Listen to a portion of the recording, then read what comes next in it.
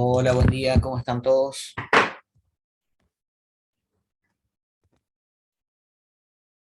Espero que bien, Hola, profe, ¿cómo andas? ¿Todo bien? todo bien, ¿ustedes? Bien, acá andamos. Bueno, denme un minuto que ya estoy con ustedes. Dale.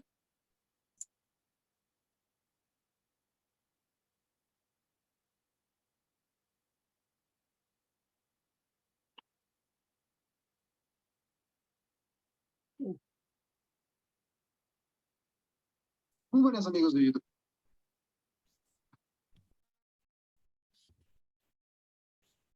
Bueno, cuéntenme, ¿en qué andan? ¿En qué andan en en la materia, digo? ¿Qué es lo que El otro vieron? día, ¿Qué es el lo que otro vieron día hasta ahora? terminamos de ver el gobierno de Menem con el doctor Lucchesi y en la plenaria del viernes vimos lo del advocatus del abogado en Roma con el doctor Peri. Buenísimo, buenísimo. Bueno, ahí nos va a faltar creo que nos va a faltar un eslabón perdido en la cadena que es si no me equivoco, de acuerdo a lo que tengo acá, el golpe de 1966 y el de 1976 que tenía que dar yo, ¿no? Claro, porque el gobierno de Menem lo daba Lucchesi y yo daba el golpe del 66, el golpe del 76 y el gobierno radical. ¿Bien? Sí, Perfecto, perfecto. Bueno, hoy vamos a ver eso. Sí, mañana no, porque mañana no vamos a tener clase. el jueves. El jueves van a ver la crisis del 2001 con el doctor Lucchesi. El lunes es feriado. El martes 21 tenemos repaso y el jueves 23 es el parcial, ¿no? Sí. Perfecto. Bueno, bueno, vamos a ver todo eso. Vamos a ir un poco rápido, pero bueno, no importa.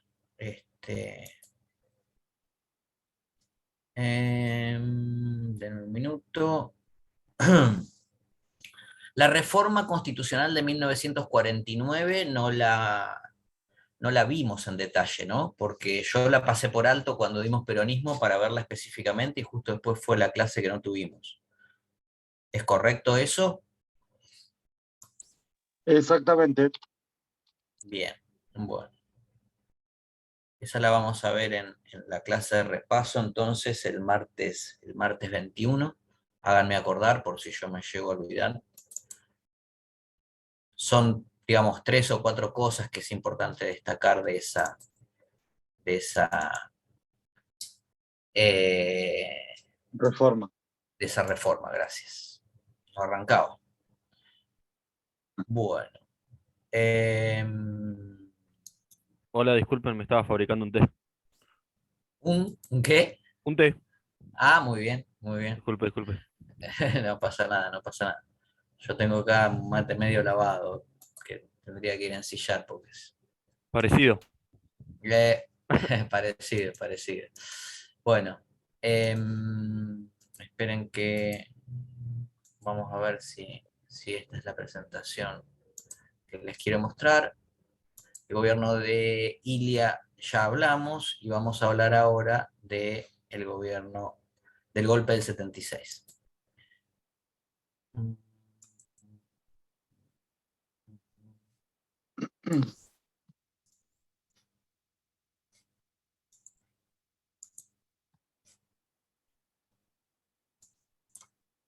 Ahí estamos, ya se ve la pantalla, ¿no? No, todavía no. Ahora sí. Ahora sí. Bueno, em, el golpe de 1966, yo algo mencioné en la última clase, es un golpe que se da contra el gobierno de Ilía porque Arturo Humberto Ilía, que era el presidente que había asumido por la Unión Cívica Radical del Pueblo en 1963, tenía muy poco poder político. Tenía muy poco poder político porque tenía un partido dividido en dos facciones y porque obviamente al estar proscripto el peronismo, la mayoría, digamos, de quienes buscaban expresarse políticamente no tenían un canal, porque la verdad es que el peronismo era el partido mayoritario en ese momento. Aún más desconfiaban del gobierno de Ilia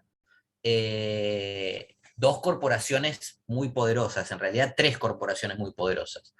Una era los militares o el partido militar, desconfiaban de Ilia porque había tenido muestras de independencia de la postura de Estados Unidos bastante pronunciadas.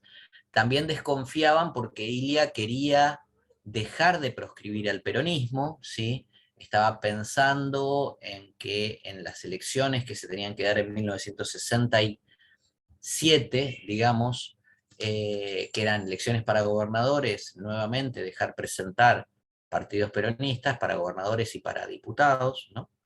Eh, y también desconfiaba fuertemente la iglesia del gobierno de Ilia, la iglesia porque en ese momento tenía una dirección muy conservadora y aparte tenía mucho peso en la sociedad argentina todavía la iglesia en ese momento. Aún lo tiene, lo siguen teniendo, pero en ese momento era más marcado todavía. Y la otra, la tercera corporación que desconfiaba de Ilia era el sindicalismo. Más que desconfiaba directamente, le hacía directamente lo que hacía era tratar de eh, desestabilizar ese gobierno. ¿Por qué? Básicamente porque el sindicalismo era el que dominaba en ese momento la CGT, era de origen peronista y su canal político de expresión era algún partido que expresara ese peronismo que estaban proscriptos. Entonces básicamente lo que hacían era tratar de desestabilizar.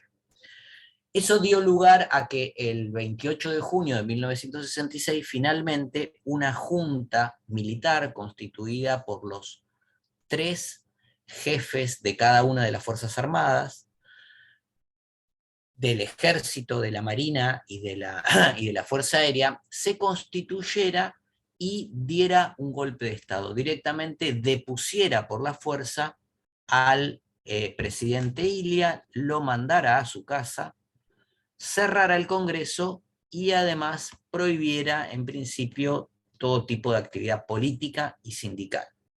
Este fue un golpe de Estado que cambió la forma en que se interrumpían los gobiernos civiles hasta ese momento. Hasta ese momento había habido una interrupción inconstitucional, obviamente, en 1930, en 1943 y en 1955 y en 1962. Hasta ese momento llevábamos 4 golpes de Estado, ¿no? El golpe del 66 ya cambia fuertemente la tónica de esas interrupciones porque se propone ya no como un gobierno provisorio, digamos, como parte de esas democracias tuteladas, ¿no? que hablamos la clase pasada, de decir, bueno, cuando un gobierno civil o constitucional no nos gusta lo que hace, interrumpimos nosotros, los militares, como guardianes, digamos, de la patria o salvadores de la patria, lo ponemos en caja y luego damos elecciones para que nuevamente se constituya un gobierno constitucional. Bueno, nada de eso. En el 66 lo que se propone directamente es un gobierno que no tenía plazos para ordenar, digamos, el país, ¿no? No se proponía como un gobierno provisional, sino que se proponía eh, como un gobierno permanente, como un gobierno que lejos de hacer lo que puede hacer un gobierno provisional, que es ordenar mínimamente el país y luego dar paso a las elecciones, se proponía directamente gobernar por muchos años. Y para eso hacen esta movida cuasi institucional, vamos a llamarlo de esta manera, porque claramente no se apoya en ninguna convicción constitucional o en ninguna norma constitucional, pero tratan de darle una institucionalidad. ¿Y cuál es esa? Bueno, primero forman una junta Y quien da el golpe militar no es como en el 55 un grupo de militares, como en el 43 un grupo de militares, o como en el 30 un general, digamos, con los cadetes del colegio militar, sino que esta vez el golpe es dado orgánicamente por las tres Fuerzas Armadas que actúan conjuntamente, ¿sí? Esa es una primera gran diferencia, porque eh, ya no es solo un grupo de militares que puede tener una diferencia con otros militares. Nosotros sabemos que las Fuerzas Armadas son una organización jerárquica, ¿sí? Que tiene el deber de obediencia. Y acá cuando se juntan los tres comandantes en jefe de cada arma, ¿sí? Lo que está habiendo es una decisión institucional de las Fuerzas Armadas de interrumpir el gobierno legítimo. Esta es la primera gran diferencia. La segunda es que es esa junta quien nombra al presidente, ¿sí? No es como en el 30, digamos, que Uriburu da el golpe y se autonombra presidente. Acá es la junta militar la que nombra al presidente inconstitucional, obviamente, al presidente de facto, ¿sí? Que va a gobernar el país.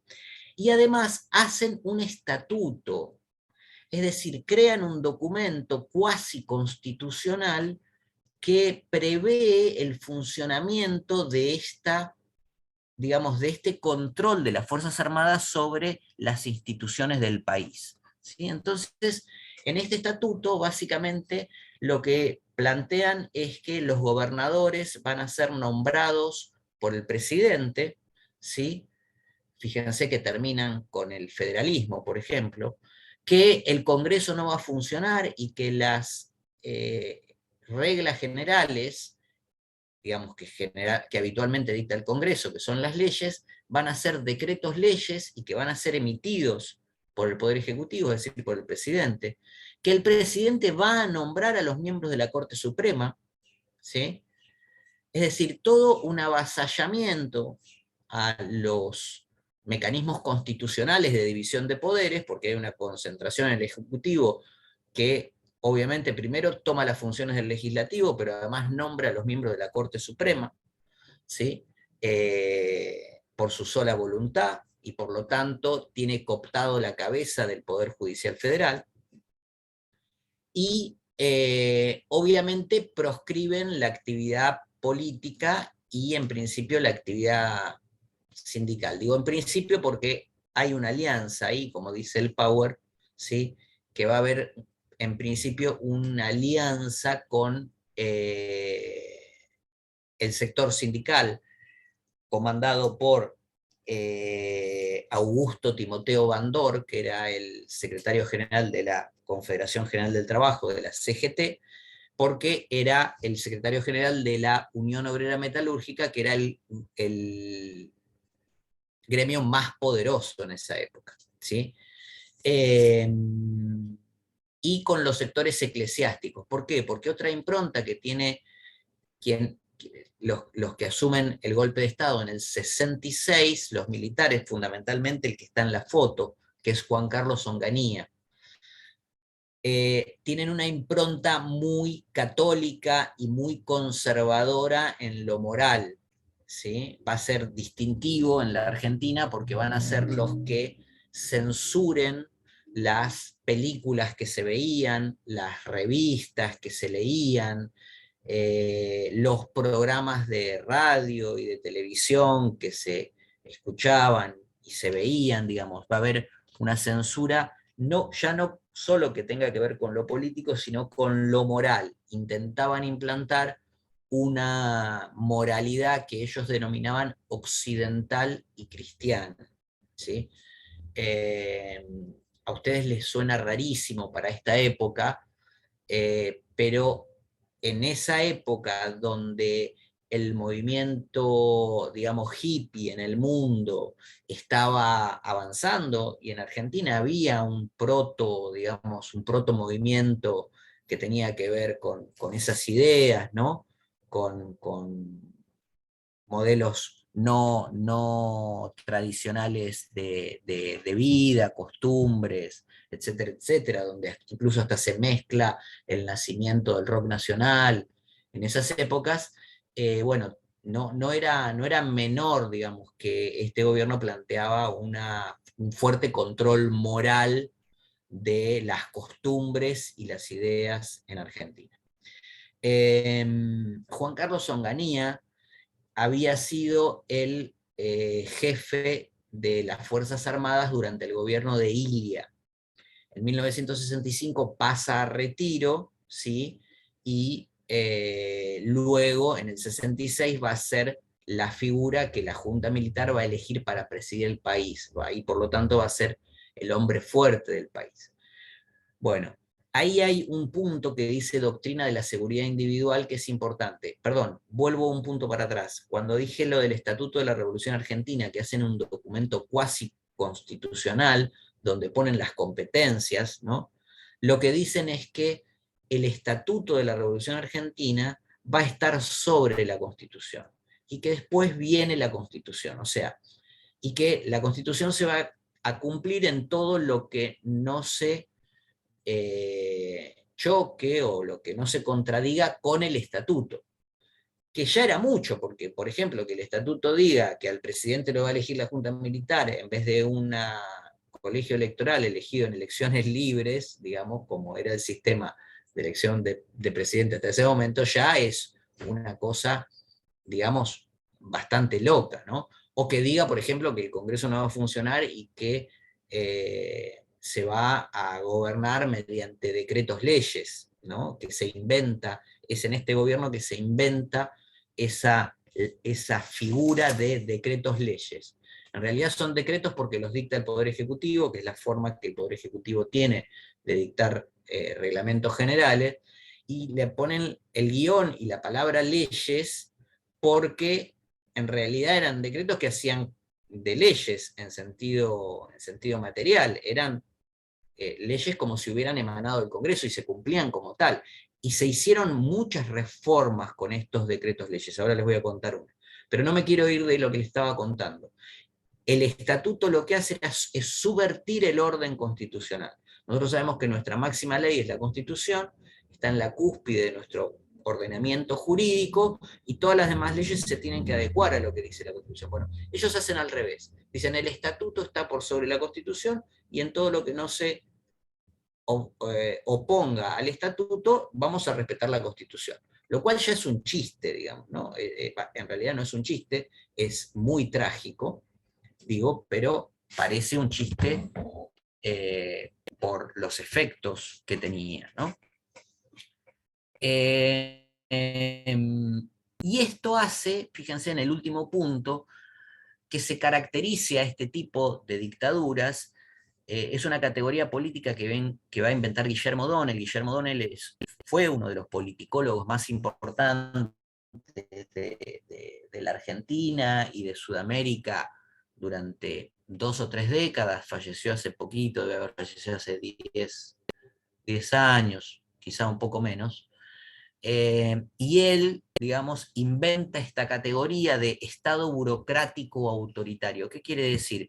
Bueno, es un Estado que intenta dotar a la burocracia de una normativa, por eso hacen un estatuto, por eso tratan de limitar competencias, ¿sí? De una normativa también jerárquica, trasladada, digamos, al gobierno de un país, y es autoritario porque obviamente no es elegido por el pueblo, no es democrático, no hay deliberación, es autoritario porque impone sus ideas, obviamente sin consultarlo y sin que participe el pueblo en esa toma de decisiones, como si participamos todos a través de las leyes que dicta el Congreso, porque quienes la dictan, en definitiva, son nuestros representantes, los que nosotros votamos cada 2 años o cada 6 años en el caso de los senadores, ¿no?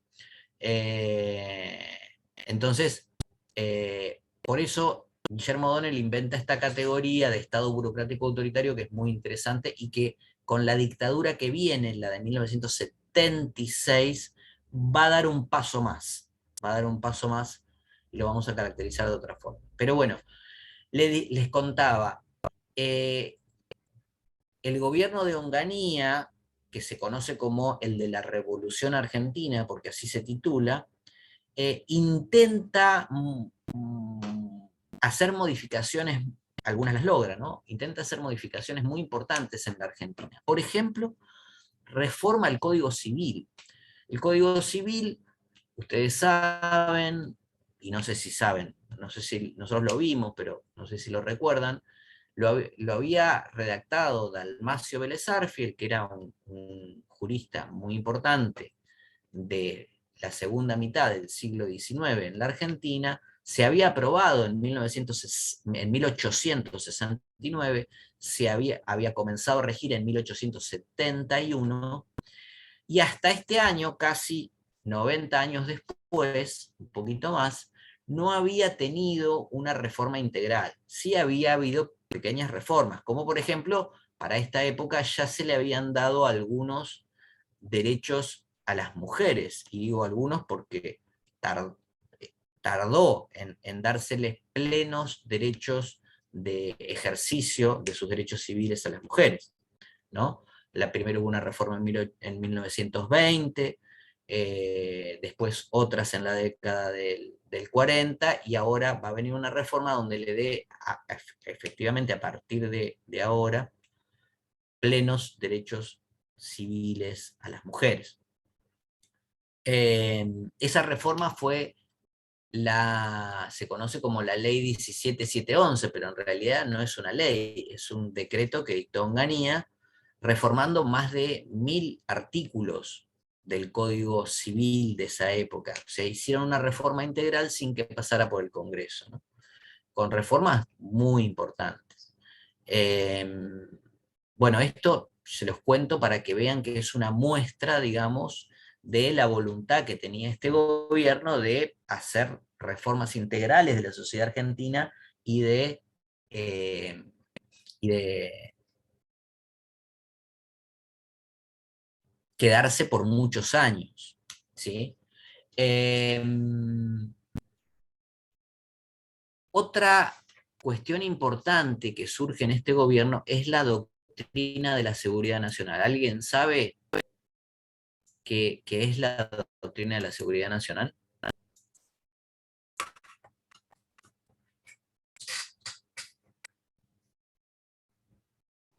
¿O alguien la ha sentido nombrar?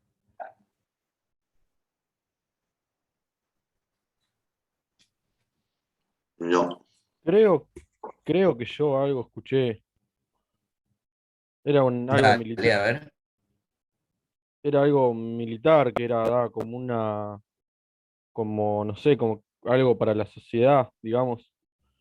La Pero Es, importancia claro, de la ocupación. sí, algo tenía eran que unas ver con esas cuestiones. instituciones o algo así. Explicaba la importancia de Sí, la ocupación en instituciones estatales, creo. La concepción del Estado y el funcionamiento de la sociedad según la visión militar. Puede mm, ser algo con el comunismo, sí, tiene que ver algo ser con... en contra. Ah, El tema era así. ¿Se acuerdan que yo les conté en la clase pasada que se había dado un quiebre muy importante? En realidad dos quiebres, ¿no? Uno se había dado luego de la Segunda Guerra Mundial, cuando en 1945 el mundo se divide en dos bloques antagónicos, ¿no? El bloque capitalista y el bloque socialista, uno liderado por Estados Unidos y el otro liderado por la Unión Soviética. Es lo que se conoce como el mundo bipolar, ¿no? Que va a extenderse hasta 1989 o 1991, depende qué fecha querramos tomar, pero es en ese periodo. Ese mundo bipolar era un mundo disputado por dos corrientes ideológicas muy diferentes, el capitalismo y el socialismo. Ese es el primer quiebre, la Segunda Guerra Mundial, donde como ganan aliados tanto la Unión Soviética como Estados Unidos, en la conferencia de Yalta primero y en la conferencia de Potsdam en el 46 después, está el mito, que no es tan mito, digamos que se dividen la influencia de cada uno de esos sistemas sobre el mundo, ¿no? Y a Estados Unidos le tocaba América Latina en su área de influencia.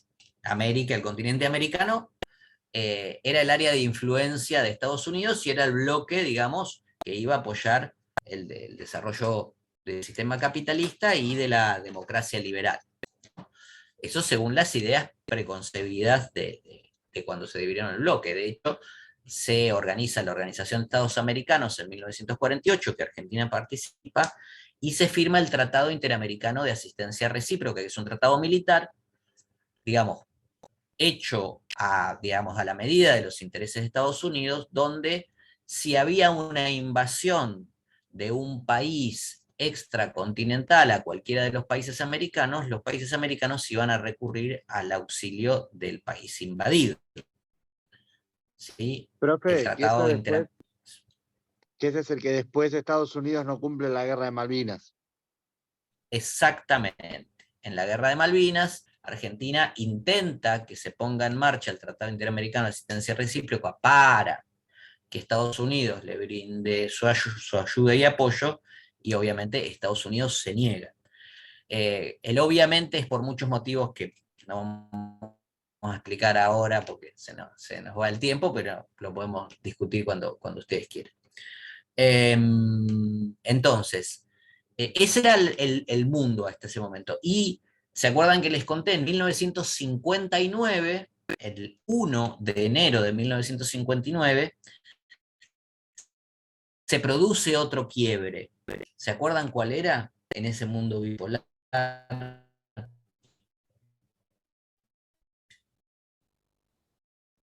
Fue la Revolución Cubana. La Revolución Cubana que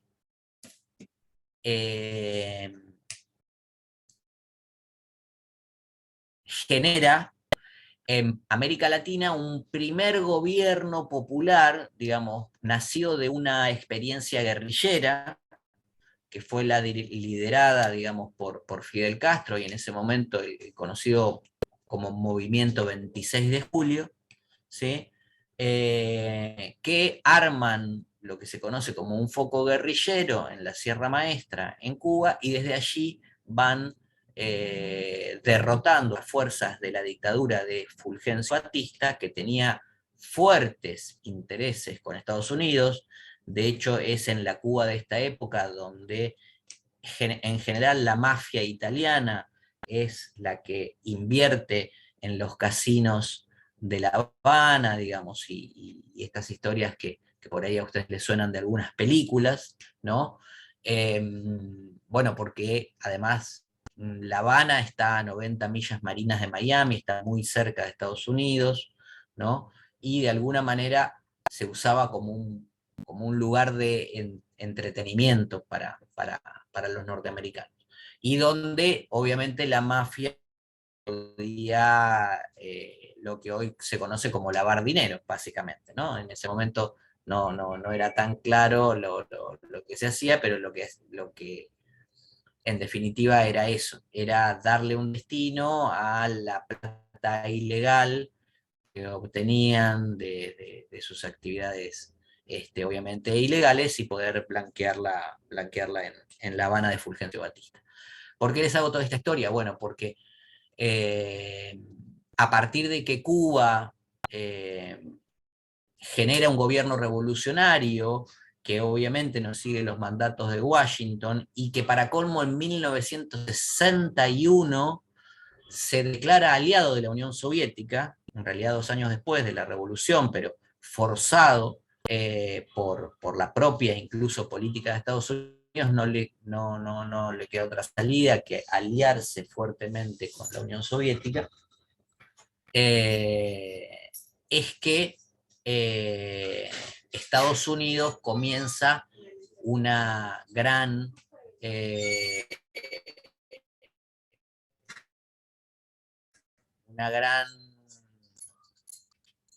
¿cómo decirlo? Una gran política en América Latina para asegurar que ningún país se vuelva, digamos, a pasar a las filas del bloque socialista. Y esto lo hace a partir de crear lo que se conoce como la doctrina de la seguridad nacional, ¿sí? ¿Qué es la doctrina de la seguridad nacional? Es una doctrina destinada a la formación y a las funciones que deben cumplir las Fuerzas Armadas en cada uno de los países. Las Fuerzas Armadas en cada país tienen una misión, digamos, obviamente que tiene que ver con la defensa exterior del país, ¿sí? Y además con la construcción generalmente de objetivos estratégicos y de hipótesis de conflicto. Las hipótesis de conflicto de los países suelen tener que ver con sus derroteros históricos, con sus alianzas continentales, ¿no? Entonces, por ejemplo, Argentina durante muchos años tuvo hipótesis de conflicto con Chile. ¿Por qué? Bueno, porque desde la segunda mitad del siglo XIX tuvimos conflictos limítrofes, que a veces escalaban más o menos en intensidad, y desde esa época, desde que Roca en 1881-82 firma unos primeros acuerdos limítrofes con Chile, que son muy importantes, y que distienden, digamos, la relación con Chile. Después hubo diferentes escalamientos en la historia de ese conflicto. El más grave de todos quizás fue en 1978, ¿sí? Hace muy poquito tiempo, aunque para ustedes les puede parecer mucho, pero históricamente es muy poquito tiempo. Ahí Santiago dice, incluso hay sectores de política chilena que hablan de rediscutir el tema de la Patagonia. Claro, claro, tal cual.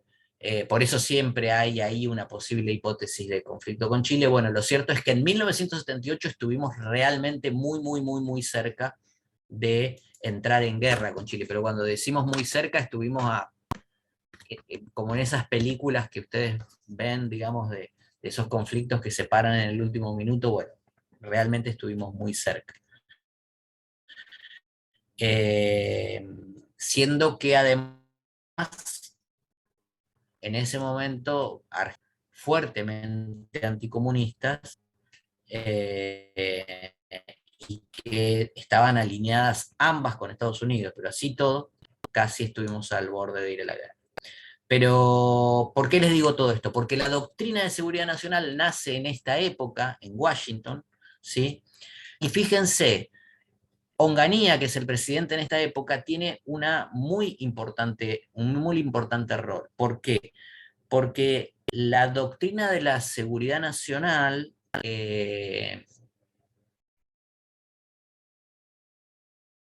era transmitida por Washington a la formación de todas las Fuerzas Armadas de los países latinoamericanos. ¿Y cómo era esa transmisión? Bueno, básicamente lo que hacía Estados Unidos era invitar, ¿sí?, a los miembros de los diferentes colegios militares de los países latinoamericanos, los que estaban en la escuela para ascender a oficiales superiores, ¿sí?, a coroneles, a generales, y básicamente les daba una formación política e ideológica y militar en este sentido.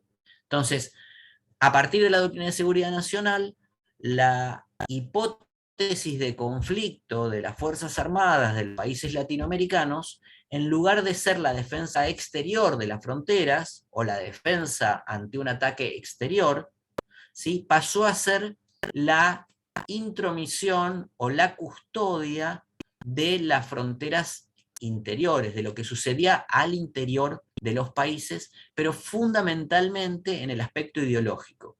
¿Para qué? Supuestamente para combatir posibles focos guerrilleros que se podían formar en los diferentes países y que de hecho se formaron, ¿sí?, durante estos años en muchos de estos países.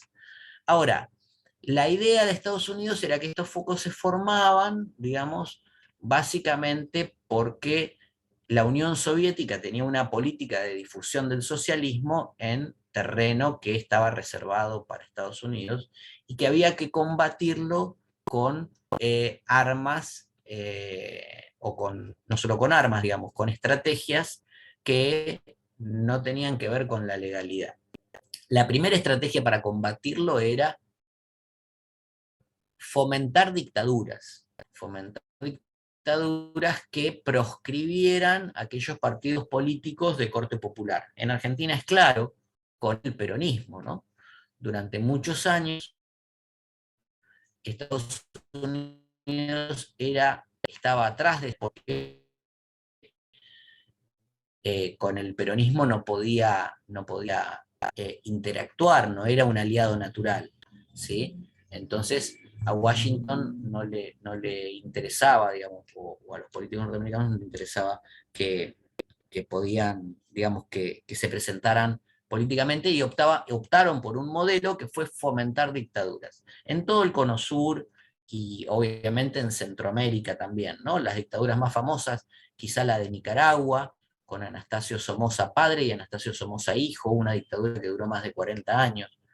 La dictadura de Brasil, que se instaló en 1964, y se va a ir recién en 1985, 19 años. La dictadura de Chile, que se instala en 1973. Chile era un país que había tenido estabilidad institucional hasta ese año, sin embargo, ese año Estados Unidos promueve un golpe de Estado contra el gobierno de Salvador Allende, que era un hombre que se reivindicaba como socialista, y si bien no ascribía enteramente al bloque de la Unión Soviética, se mostraba como una vía democrática hacia el socialismo. Ganó las elecciones en 1970 y en 1973 es derrocado por Augusto Pinochet, que ustedes lo deben haber sentido nombrar. En 1968, un golpe de Estado en Perú también instala una dictadura militar, un Perú que también tenía una larga tradición de gobiernos democráticos. En 1971 en Uruguay, otro golpe militar, también Uruguay era un país que no había sufrido intervenciones militares hasta la época. Bolivia, desde la década del 60, tuvo golpes militares más aún que Argentina, fuertes interrupciones de sus gobiernos institucionales. Colombia Colombia tuvo más estabilidad institucional, no tuvo una dictadura militar o un gobierno militar, pero lo cierto es que los sectores militares gobernaron fuertemente aliados de los dos partidos mayoritarios de Colombia. Venezuela mantuvo su impronta constitucional, igual que México, fueron los únicos países que se mantuvieron al margen, y Ecuador también tuvo bastantes vaivenes. Pero fíjense que fue una política que se dio en todo el Cono Sur entre mediados de los 60 y toda la década del 70, ¿no? Y la doctrina de seguridad nacional no solo imponía la proscripción de fuerzas políticas mayoritarias o populares o de izquierda, sino además que dio un paso más, y eso fue lo que nos dejó lo que nosotros conocemos en la Argentina como el terrorismo de Estado, porque además de formar en esta doctrina a los militares latinoamericanos, en Estados Unidos tenía un lugar que se llamaba Escuela de las Américas, que estaba en Panamá, digamos, enclavada en Panamá. Era ahí donde se daban esta formación, y además se los formaba a los militares en la guerra que se conoce como contrainsurgente, es decir, la guerra contrarrevolucionaria. Estos métodos de guerra contrarrevolucionaria siempre apelaron a mecanismos ilegales de represión de los movimientos que muchas veces, movimientos armados que intentaban combatir o gobiernos democráticos en algunos casos o dictaduras en otros. Pero lo cierto es que la vía armada para la revolución en América Latina ya se había instalado con la victoria de los cubanos, digamos, del movimiento 26 de julio, liderado por Fidel Castro, Ernesto Che Guevara, Raúl Castro y Camilo Cienfuegos, entre otros, digamos, muestra que ese camino es posible de lograr. Entonces se fomenta en toda América Latina una serie de organizaciones que buscan el camino al poder por la lucha armada. En general, todas se basan en lo mismo que se basaron los cubanos, básicamente combatir una dictadura, ¿sí? Y se arman movimientos armados muy trascendentes en América Latina, tanto en Brasil, ¿sí? Digo, trascendentes en el sentido de que tenían una prédica y una inserción popular muy importante, insisto, en base a la propia ilegitimidad que tenían los gobiernos de esos momentos en América Latina. Pero digo, dan un paso más en la lucha contra insurgente, el Estado, en vez de, los Estados latinoamericanos, en vez de buscar una forma de luchar contra esa contra esos movimientos, de buscar formas legales de reprimir esos movimientos, lo que buscan es lo que se conoce como guerra contra insurgente. Había nacido a su vez los métodos de la guerra contra insurgente, son métodos que los norteamericanos copian de la invasión francesa en Argelia. Argelia, un país del norte de África, que fue colonia de Francia durante cientos de años, en la década del 50, ¿sí?, inicia una guerra de liberación. ¿Por qué? Porque la ONU ya mandaba a descolonizar los territorios, los franceses no se querían ir de Argelia, lo querían seguir teniendo bajo su dominio, ¿sí? Y los argelinos comenzaron una guerra de liberación, ¿sí? Una guerra de liberación que se dio en la forma de guerra de guerrillas, que es la forma en que digamos, se opta por combatir en estas circunstancias, ¿no? Cuando se combate al propio aparato del Estado. Y en esa guerra contra insurgentes, los franceses crearon una doctrina, digamos, para combatir a los revolucionarios, que básicamente lo que implicaba era el secuestro ilegítimo de las personas, digamos, primero el espionaje, ¿no? El espionaje, la infiltración de organizaciones que podían ser o de organizaciones guerrilleras o organizaciones que le podían prestar algún tipo de ayuda, porque había de muchos tipos, obviamente, o que simpatizaban de algún modo con la causa de la guerra de liberación. Entonces primero infiltraban esas organizaciones, espiaban, luego tenían información, luego secuestraban personas, las torturaban hasta que se podía seguir con la cadena de integrantes o de personas que estuvieran comprometidas con esa causa para nuevamente poder secuestrarlas, poder torturarlas, poder obtener información que así pudiera seguir la cadena para hasta desarmar esas organizaciones, ¿sí? Obviamente esto implica una ilegalidad clarísima, ¿no?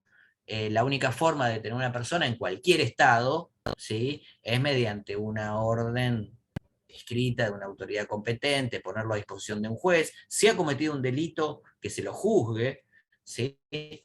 Pero de ninguna manera secuestrarla a la persona ilegalmente, sin saber quién la secuestra, torturarla, obtener información y así seguir el camino. Bueno, eso fue de alguna manera sistematizado por los franceses durante la guerra de Argelia, ¿sí?, que duró durante la década del 50, inició en el 54, yo no sé si duró hasta el 56 o hasta el 58, hasta que finalmente los franceses se tuvieron que retirar y darle la independencia a Argelia. Pero esa sistematización de este método de contrainsurgencia fue importado por Estados Unidos y luego a su vez exportado a las Fuerzas Armadas latinoamericanas. Por eso en Argentina, cuando se ventilan estas cuestiones, ya por la dictadura del 76 se habla del plan sistemático, porque tiene una sistematización la planificación de esta guerra contra insurgentes. Bueno, Me fui por las ramas, les di muchos detalles, no es que me fui por las ramas, les di muchos detalles, pero para que entiendan que la doctrina de seguridad nacional planteaba que las Fuerzas Armadas de cada uno de los países latinoamericanos no debían preocuparse por la defensa externa, que es la tarea natural de las Fuerzas Armadas de cualquier país, ¿sí? Sino que se debían preocupar por el espionaje interno, el seguimiento a sectores sindicales, estudiantiles o políticos que podían poner en cuestionamiento el sistema político e ideológico, digamos, de cada uno de esos países, que era alinearse con el bloque occidental, que era Estados Unidos. A partir de ese seguimiento, cuando era necesario secuestrar, torturar, obtener información, secuestrar, torturar nuevamente, obtener información y así desarmar primero las organizaciones que eran propiamente armadas, que luchaban contra el Estado en ese momento, ¿no? Que podíamos llamar de organizaciones guerrilleras, los que eran, digamos, parte de ejércitos populares, irregulares, etc. Pero luego, el problema de esta doctrina es que planteaba que había que seguir haciendo la misma tarea con aquellas organizaciones que, si bien no participaban de la lucha armada, podían darle su apoyo de alguna manera. Por ejemplo, en muchos casos, en Argentina se daba sindicatos o seccionales de sindicatos que le daban algún tipo de ayuda material o simbólica, sociedades de fomento, centros de estudiantes, ¿sí? Bueno, la doctrina de seguridad nacional planteaba, primero hay que, digamos, partir de las organizaciones guerrilleras, luego a las organizaciones intermedias y luego a cualquiera que pueda simpatizar con la causa. En realidad lo que terminaban haciendo es planteando un control ideológico de lo que sucede en la sociedad, que terminaba con la censura de cantantes de protesta en las radios, por ejemplo, ¿no? En Argentina estoy hablando, ¿no? Donde se llegó a censurar, bueno, a Mercedes Sosa porque en su momento había sido afiliada del Partido Comunista, o a Atahualpa Yupanqui porque también se había pronunciado a favor del Partido Comunista, ¿no? Un Partido Comunista, digo, aparte que en Argentina nunca escribió a la lucha armada, de paso está decirlo, para que no confundamos las cuestiones. Pero quizá la frase más emblemática de lo que proponía la doctrina de seguridad nacional fue la de quien fue en 1976 gobernador de la provincia de Buenos Aires, gobernador de facto, ¿no? Impuesto por Videla. Era un militar, se llamaba Saint-Jean, y él tiene una frase que lo dijo públicamente en un reportaje, ¿no? Donde dijo, primero vamos por los guerrilleros, digamos, por quien opta por la lucha armada. Vamos, cuando dice vamos, es decir, que vamos a matar, ¿no? Primero vamos por los guerrilleros, luego por quienes le dan su apoyo, luego por quienes simpatizan por esas causas, y finalmente por los indiferentes, ¿no? O sea, planteaba todo el arco de lo que suponía la alineación ideológica con esos objetivos, ¿no? Que tenían esta dictadura. Digo, acá se comparten, la dictadura del 66 y la del 76 va a compartir esos mismos objetivos, y van a estar enroladas ambas en lo que se conoce como la doctrina de la seguridad nacional. De hecho, la doctrina de seguridad nacional inicia en 1966 con una ley, que es la Ley de la Defensa Nacional, que dicta el gobierno de Onganía, donde autoriza a las Fuerzas Armadas, es decir, al Ejército, a la Marina y a la Aviación, o a la Fuerza Aérea, a intervenir en conflictos internos. Hasta ese momento las Fuerzas Armadas obviamente podían intervenir cuando había un conflicto externo con otro país, con las Fuerzas Armadas de otro país.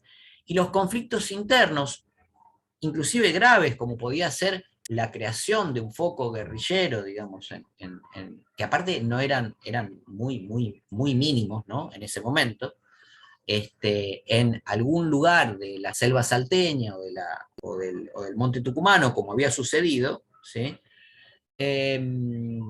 Eran suficientes reprimirlos con la acción de gendarmería, de las policías locales, incluso de la Policía Federal, ¿sí? Que era una fuerza federal.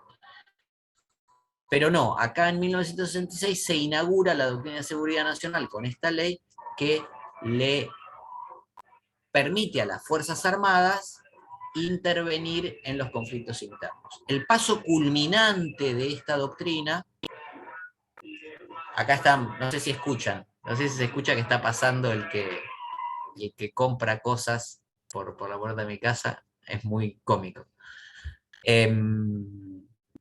Les decía, el punto culminante de esta doctrina va a ser cuando en 1975, durante un gobierno constitucional, el gobierno de María Estela Martínez de Perón, que en ese momento estaba de licencia, y lo firma el presidente del Senado, que era a su vez quien ejercía como vicepresidente, que se llamaba Ítalo Argentino Luder, firma un decreto donde le ordena a las Fuerzas Armadas la aniquilación de las fuerzas subversivas en Argentina.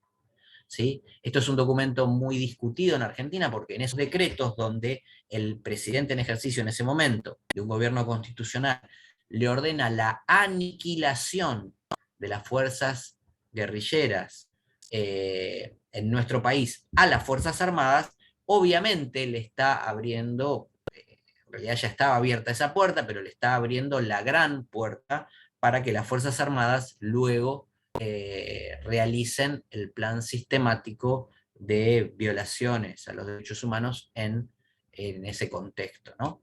Este decreto se discutió mucho porque las Fuerzas Armadas, cuando son los integrantes de las Fuerzas Armadas que son llevados a juicio por crímenes de lesa humanidad, lo que dicen es, bueno, yo tenía una orden de un presidente constitucional que me dice que tenía que aniquilar a las fuerzas guerrilleras, ¿sí?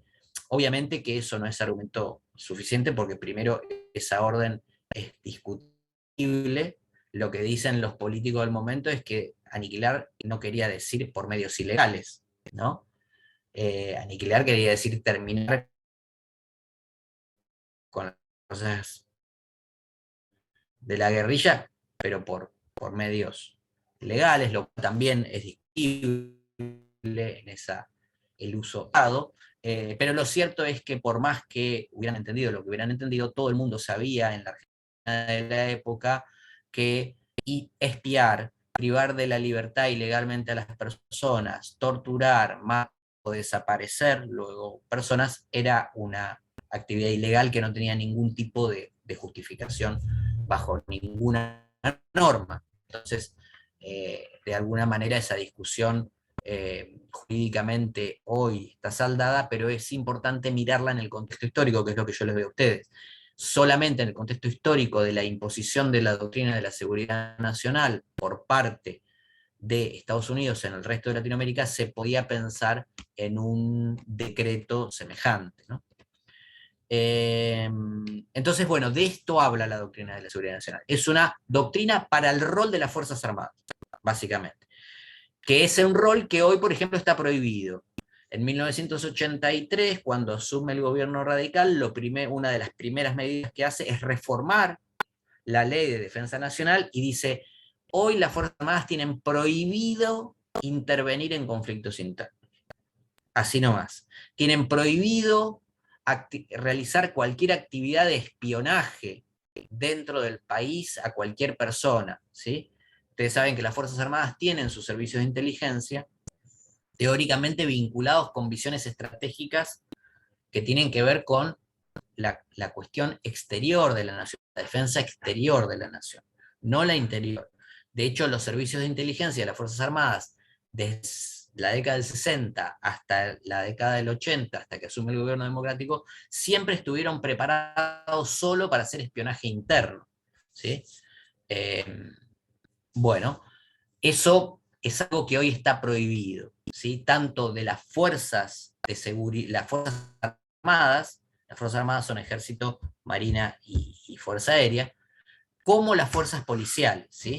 Las fuerzas de seguridad, gendarmería, prefectura y policía federal en el ámbito de nación, y las policías provinciales también hoy tienen prohibido hacer seguimiento interno de actividades políticas, sindicales, estudiantiles, etc. Lo tienen terminantemente prohibido, ¿sí? A pesar de que lamentablemente siempre hay violaciones, excepto, lo cierto es que legalmente lo tienen prohibido porque lo que se cambió básicamente, o se dio fin en la década del 80 con la salida democrática, es a esta doctrina de seguridad nacional. Bueno, perdón que me extendí mucho, pero no sé, quedó claro, creo, ¿no?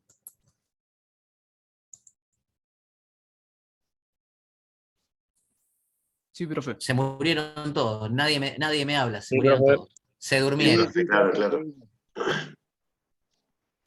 Bueno,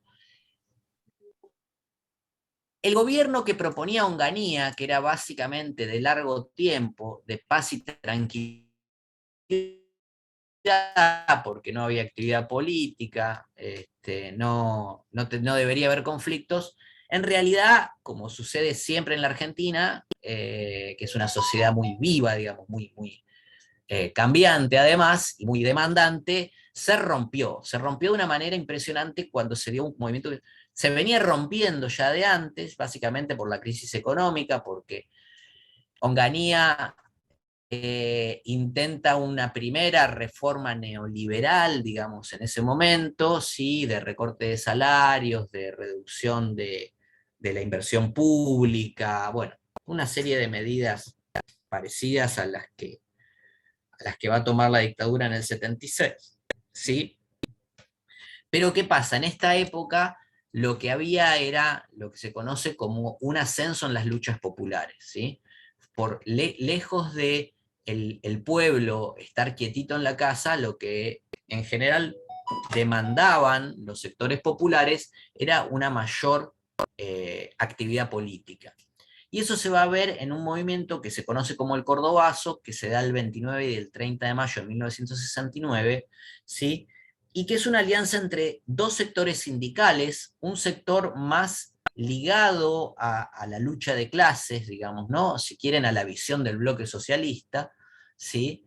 Y un sector más ligado a la visión peronista de alianza de clases. Pero bueno, esos dos sectores en Córdoba se alían para generar un paro general el 29 de mayo de 1969 y se le une el movimiento estudiantil. El movimiento estudiantil que en la década del 40 y del 50 había sido fuertemente antiperonista, porque obviamente había una mala relación entre Perón y las universidades, ¿sí?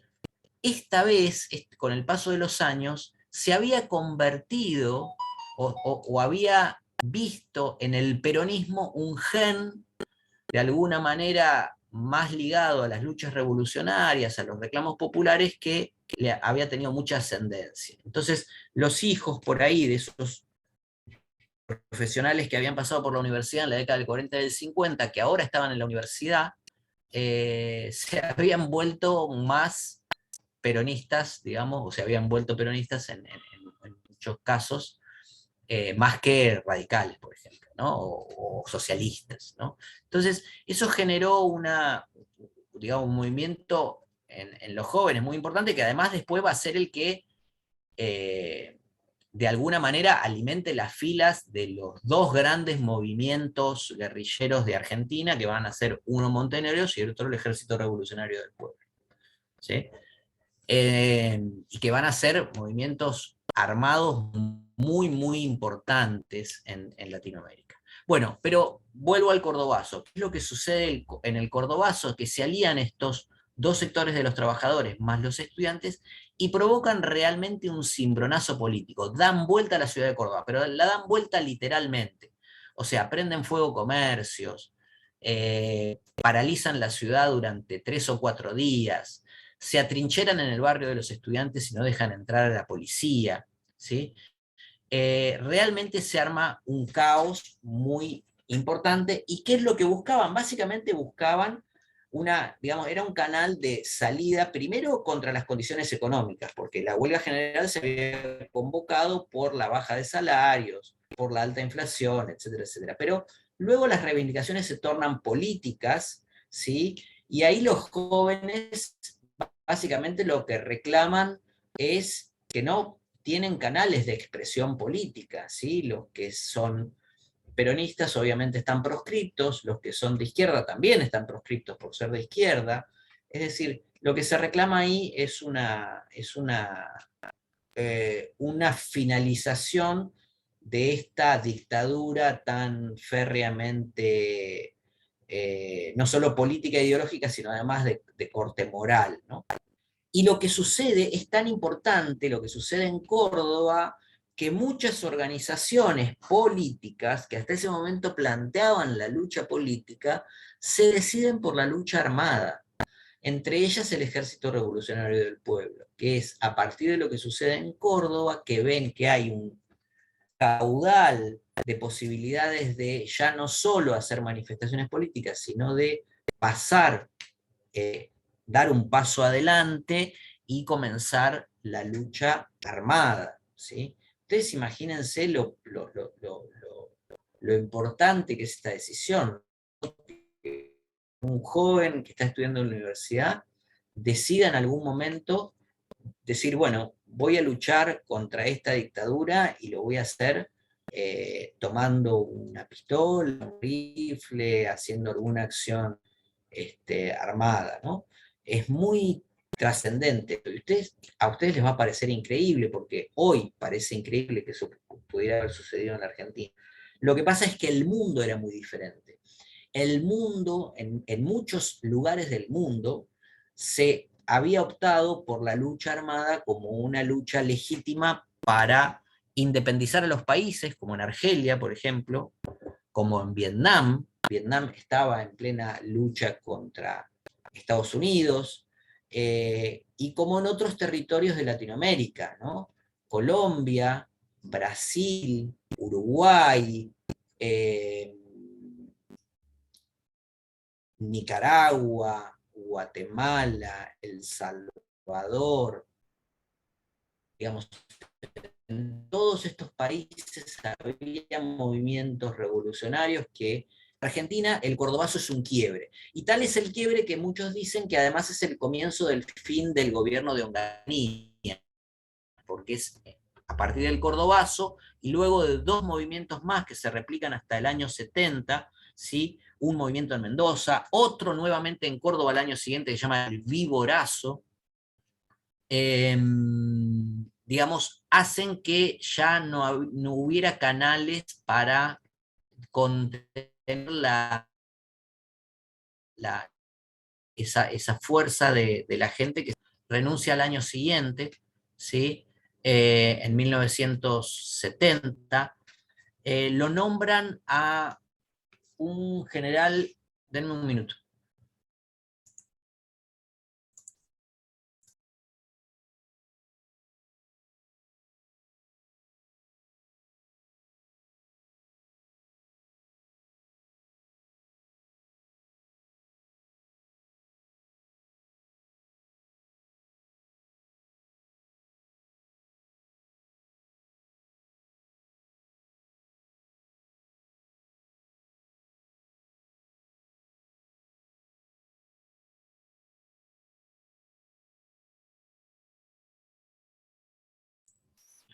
Hola, ¿están vivos todavía?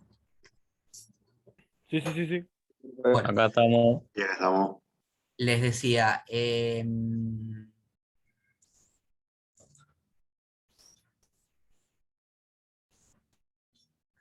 1970 Onganía se tiene que ir del gobierno, siendo una figura muy, muy impopular, y nombran a una figura que era totalmente desconocida, que es el general Livingston, que gobierna menos de un año, y luego asume como presidente de facto Alejandro Agustín Lanusse, que es el que está en esa foto con el teléfono, ¿no? Que era el hombre fuerte del ejército ya. Agustín Alejandro Lanusse era un militar muy antiperonista, era jefe del ejército, era muy antiperonista, había participado de un golpe contra Perón en el 51, ¿sí? Y asume de alguna manera con el mandato de dejar el gobierno con una salida electoral, ¿sí? Y lo que se propone en esta vuelta es tan fuerte, digamos, los movimientos. Para esta época, ustedes piensen que, por ejemplo, ya se formó Montoneros, ¿no? Montoneros nace en 1970, formado por jóvenes que provenían de los movimientos de acción social de la Iglesia Católica, más conservadores, pero que se van a identificar con el peronismo, con ese peronismo de la segunda etapa, si quieren, de alguna manera, ¿sí? Donde ya Perón está en el exilio y no tienen contacto con ellos, pero ellos forman un movimiento de lucha armada, cuya primera acción es matar secuestrar y matar, luego de hacerle lo que se llama un Buru, que había sido el presidente militar de la Revolución Libertadora, ¿sí? Esto les da una trascendencia y una visibilidad política impresionante, y a partir de ahí Montoneros va a empezar a crecer y se va a convertir en quizá el principal movimiento guerrillero de Latinoamérica, ¿no? Con una gran inserción, no solo en quienes optaban por la lucha armada, sino además en quienes, en las organizaciones que sin llegar a la lucha armada, ellos tenían su apoyo o sus simpatizantes, ¿sí? Mucho en los trabajos barriales en diferentes ciudades de la Argentina, mucho en centros de estudiantes, secundarios o universitarios, algunos en sindicatos, es decir, tenían una base muy importante. Son estos años, ¿no? Entonces, lo que se reclamaba acá era que se finalizara con el exilio de Perón. Perón se había ido en 1955 liderando el movimiento popular más importante del país y no había podido regresar al país porque lo tenía prohibido. Bueno, Lanusse asume el desafío de hacer una salida electoral donde por primera vez el peronismo no esté proscripto, ¿sí? Y plantea algunas cuestiones, plantea un gran acuerdo nacional donde él supone que los partidos políticos, incluido el peronismo, iban a pactar con el gobierno militar cómo iba a ser esa salida electoral. Finalmente ese gran acuerdo nacional fracasa, porque básicamente el peronismo, que está muy fuerte, lo que le dice es, bueno, mire, den las elecciones y váyanse lo antes posible sin ningún tipo de condicionamiento, porque no pueden condicionar nada, básicamente porque no tienen poder político y porque la población ya los rechaza. Y lo que sucede es que primero lo dejan regresar a Perón, en noviembre de 1972. Esa foto que ven ahí arriba es Perón cuando se baja del avión en Ezeiza, ¿sí? Y es la primera vez que pisa el país desde que se había ido en septiembre del 55. El que sostiene el paraguas ahí es José Rucci, que era el que había sucedido a Augusto Timoteo Bandor como secretario general de la Unión Obrera Metalúrgica, es decir, era el sindicalista más poderoso de la Argentina y que era un aliado incondicional de Perón. Hago un asterisco acá, hago un asterisco.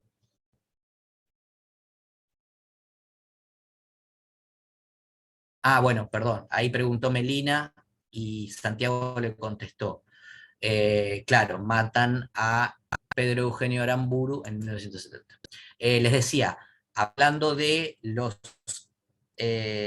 digamos, los crímenes políticos en esta época, Bandor había sido a su vez asesinado por un grupo de militantes que, si bien nunca se reivindicó como de montoneros, algunos de quienes participaron en el operativo donde Bandor fue muerto, en la sede de su propio sindicato, en 1900, no recuerdo si fue 1970 ya o 1969, no recuerdo, Bueno, algunos de quienes participaron en ese operativo terminaron luego militando en Montoneros. Y lo habían matado básicamente porque Bandor proponía, lo consideraban un traidor al movimiento peronista porque proponía una alianza con los sectores de la dictadura y proponía un peronismo sin Perón. Bueno, Bandor muere, Rucci asume como secretario general de la Unión Obrera Metalúrgica y luego como secretario general de la CGT,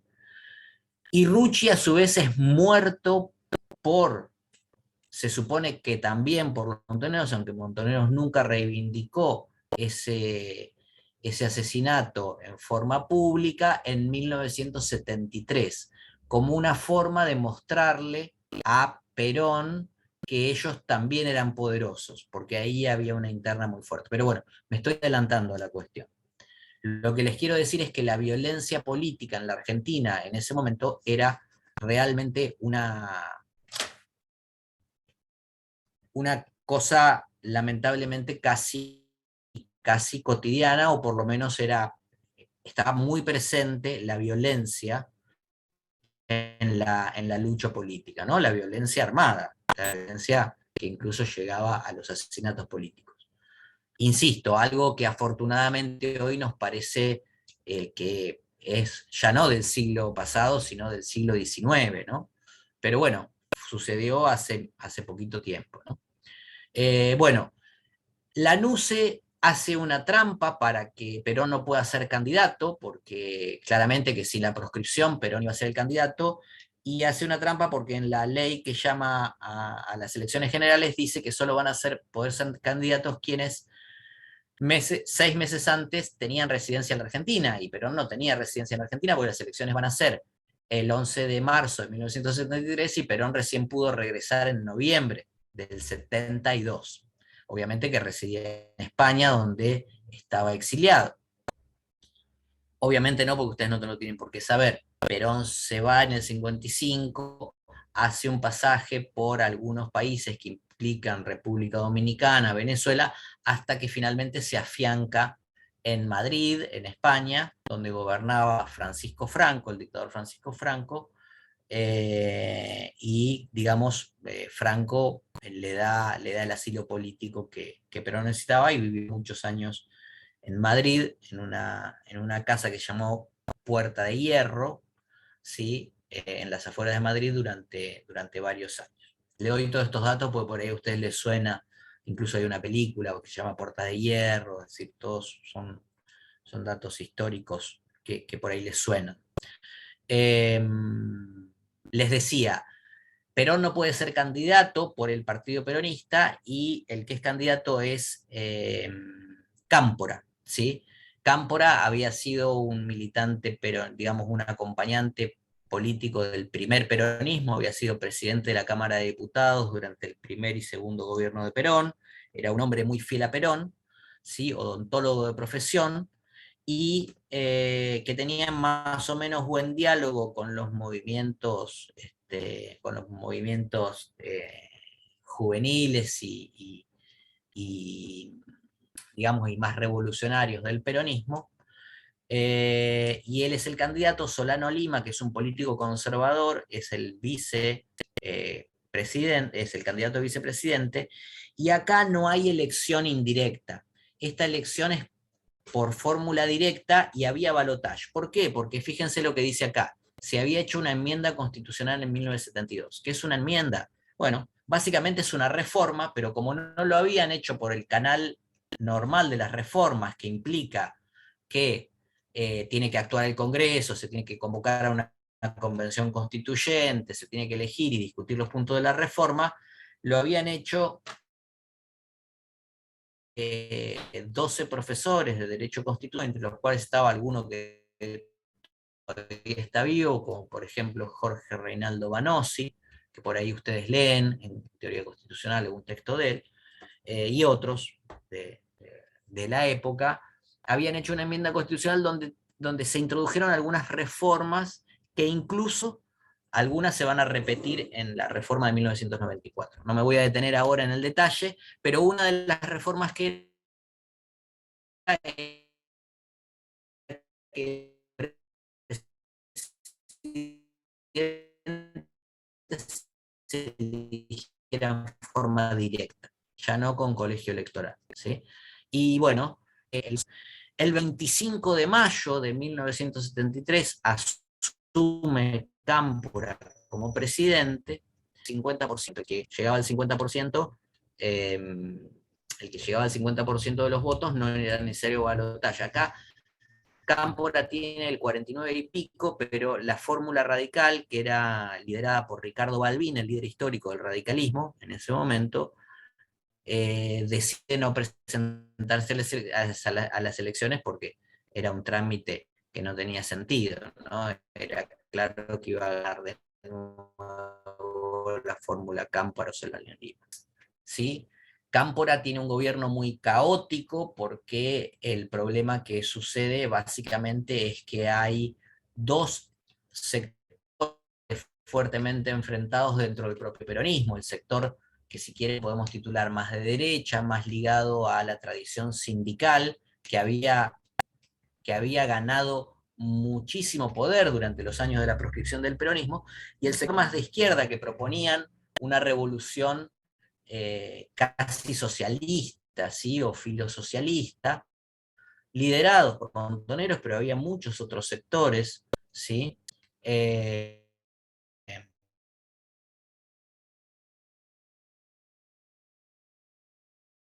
En este lugar, y digamos, ese mucho, ¿no?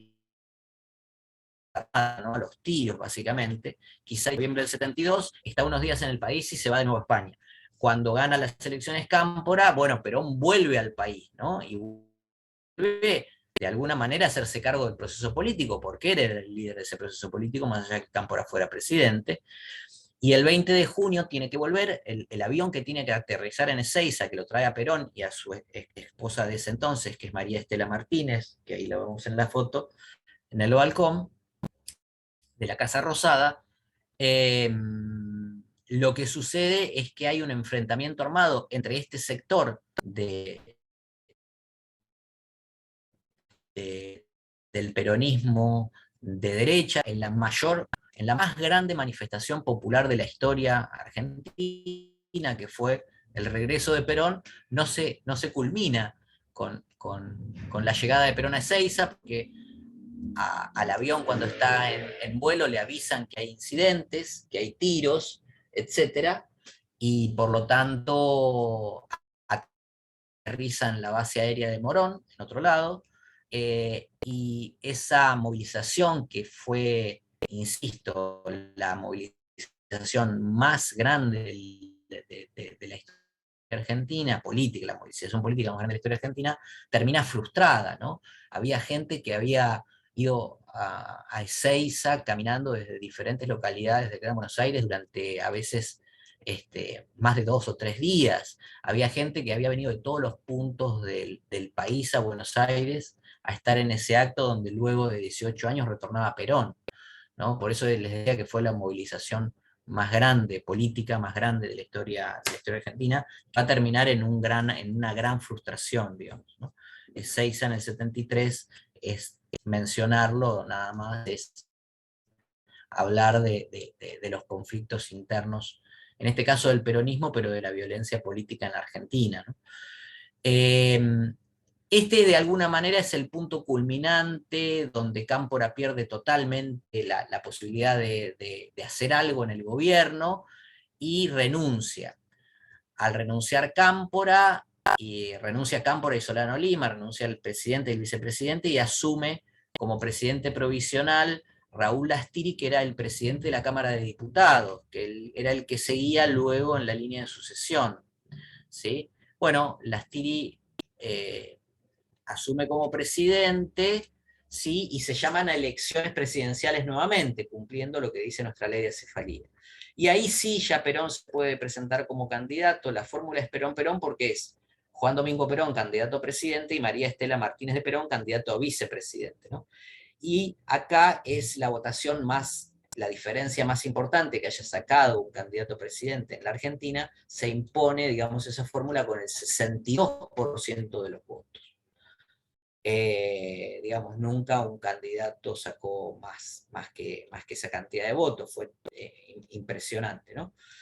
Perón convoca un pacto social automáticamente, que tiene algún resultado durante los primeros meses. Básicamente un pacto social es un acuerdo entre los sindicatos, las cámaras empresarias y el Estado, para que no aumenten precios, para que no aumenten salarios, para que se controlen, digamos, algunas cuestiones de los números macroeconómicos, y lo que, digo, tiene algún resultado en los primeros meses, pero luego obviamente eso se va resquebrajando. Para colmo, desde el Perón tenía un colaborador que era José López Rega, que había sido un colaborador personal de él en la estancia de Puerta de Hierro en Madrid, y que se convierte en el hombre fuerte del gobierno, el que de alguna manera tiene la llave de la llegada al propio Perón, que ya es una persona grande, parece que no grande en edad, porque en este momento tiene 70 y monedas, digamos, una persona de esa edad podría estar en excelentes condiciones, pero ya tenía algunas dolencias coronarias, etcétera, etcétera, y no estaba bien de salud, ¿sí? Y de alguna manera José López Rega se convierte en el hombre fuerte del gobierno, y desde su puesto de ministro de Bienestar Social arma lo que se conoce como la AAA. Yo creo que han ustedes oído hablar de la AAA. Sí, profe, la Alianza Anticomunista Argentina. Exactamente, las siglas son de Alianza Anticomunista Argentina, que es un grupo paramilitar formado por diferentes personas, muchas provenientes de las Fuerzas Armadas o de las Fuerzas de Seguridad, muchas provenientes de sectores políticos ligados a la derecha peronista y a los sindicatos, ¿sí? Y comienzan digamos, una acción armada en contra de dirigentes de izquierda de la Argentina, ¿no? Tienen 2 o 3 asesinatos muy famosos, quizá los 2 más famosos son el asesinato de Silvio Frondizi, que era hermano del expresidente Arturo Frondizi, que era un profesor universitario y un intelectual de izquierda muy importante, con mucho prestigio, y el asesinato de Rodolfo Ortega Peña, que era un diputado peronista que había asumido en mayo de 1973 por la corriente, digamos, más ligada a la juventud peronista, más revolucionaria. Bueno, esos son 2 de los asesinatos más notorios que tienen, digamos, que los realizan entre 1973 y 1974, pero luego realizan una serie muy numerosa de diferentes acciones contra la militancia peronista, fundamentalmente de izquierda, ¿no? Entonces, eso hace que la violencia armada en Argentina crezca fuertemente. Para colmo de males, cuando muere asesinado Rucci, que si no me equivoco es en octubre de 1973, Perón rompe con las organizaciones juveniles, básicamente con Montoneros, 1974, el 1 de mayo de 1974, que Perón convoca un acto en la Plaza de Mayo masivo, ¿sí? Y las organizaciones que estaban ligadas a Montoneros rompen públicamente con Perón su relación y se van de la plaza, ¿no? Y Perón le Y a grita que partir es de un ahí, imberbe. exacto, cuando Perón desde el balcón dice esos estúpidos héroes que creen que pueden imponer condiciones, ¿sí? Haciendo, digamos, alusión a ese sector. El tema es que a partir de ese momento, Montoneros, que había dejado las acciones armadas, por lo menos públicamente, de lado, que había un gobierno constitucional, Las pasa a retoma, la clandestinidad y... ¿Cómo? las retoma, ¿Cómo se digamos. va? Las Claro, retoma cuando vuelve a la clandestinidad. pasa a la clandestinidad y comienza a realizar acciones armadas nuevamente. Entonces, Es como que esa este hecho, violencia política, sí, dale, Seba. es como que este hecho fundamental, por ahí llamarlo, es lo que termina desencadenando, tras la muerte de Perón, que lo veo ahí en el apartado que tenés en la Firmina, eh, que va a terminar desencadenando prácticamente una guerra civil en Argentina, entre la AAA, el ERP, Montoneros, que va, digo guerra civil porque en el sentido que se va a enfrentar capaz que Montoneros y el ERP en el medio de Buenos Aires, ahí armado a los tiros capaz. Sí, sí, se entiende lo que decís. Sí, por eso digo creciente violencia armada, porque escalinatas del Congreso, ¿no? Y lo interceptó un auto, lo interceptan dos autos que a su vez interceptan el auto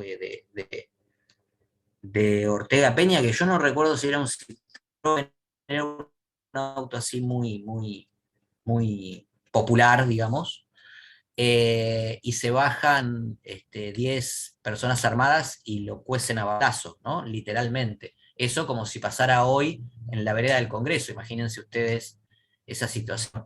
Y lamentablemente no era del todo extraña porque sucedía cada semana había un asesinato político de estos en plena ciudad, ¿no? Entonces, y bueno, nada.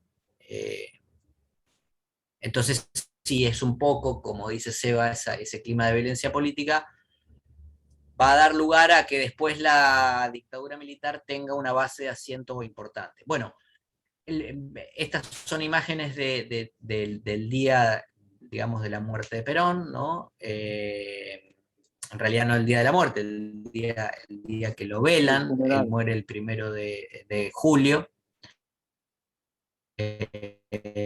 lo velan en el Congreso, también es muy importante, digamos, la repercusión, porque es un poco como dijo,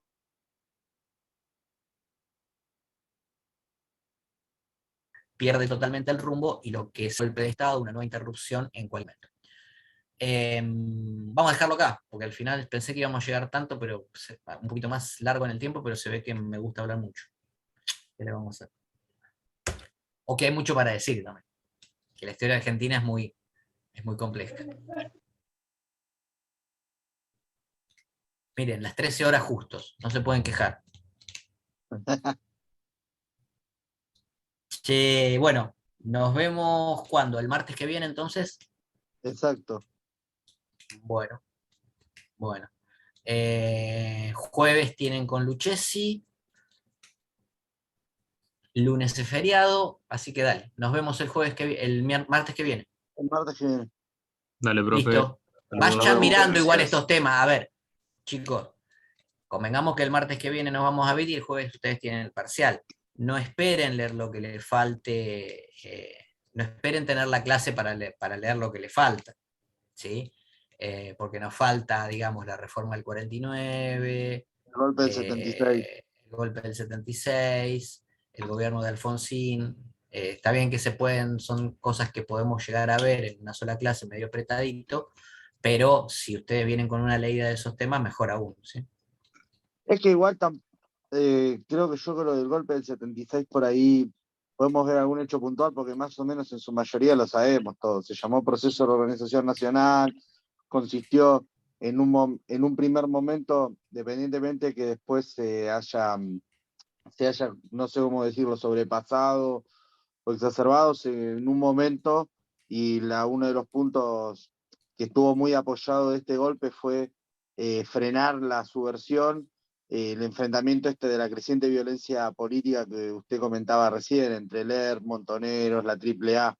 A eso consistía el proceso de organización nacional, que después se extendió durante mucho tiempo y bueno, hubo daños colaterales como todo, ¿no? Sí, vamos a ver sobre todo lo que tiene que ver con lo jurídico ahí, que es lo que nos interesa. Pero sí, sí, obviamente vamos a ver cosas puntuales, sí, estoy de acuerdo con vos.